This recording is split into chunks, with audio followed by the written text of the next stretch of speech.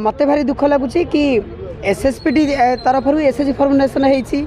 आम मानक विभिन्न सुविधा सुजोग जोगे दि जाऊँगी किंतु कौटी ना कौटी राज्य सरकार पुणी आउ थे किन्नर मानक अवहेला कर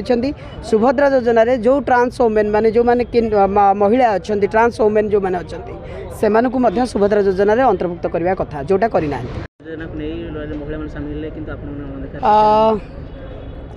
मु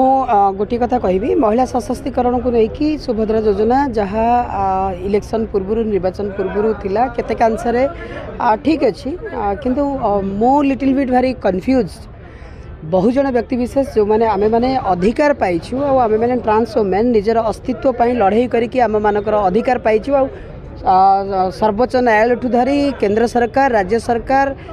विगत सरकार भारत वर्षर विभिन्न राज्य रे विभिन्न प्रकार सरकार मध्य मानी मत भारी दुख लगुच कि एसएसपीटी तरफ एसएचजी फर्मुलेसन होती आम मानक विभिन्न सुविधा सुजोग जोगे दि जाऊँगी किंतु कौटी ना कौटी राज्य सरकार पुणी आउ थे किन्नर मानक अवहेला कर सुभद्रा योजना रे जो ट्रांस वोमेन माने जो माने महिला अच्छा ट्रांस वोमेन जो मैंने अच्छा से सुभद्रा योजना रे अंतर्भुक्त करने कथा जोटा करना निश्चित रूप से मु दाबी रखी नाई नाई सबू जिन सांगे सांगे आंदोलन हबर नुहे मु प्रथम चेष्टा करी उपमुख्यमंत्री माने प्रभाती परिड़ा महोदय सहित कथा आलोचना करूँ आम टीम जीव कथा हबू आम जे ए कहीं आम मानक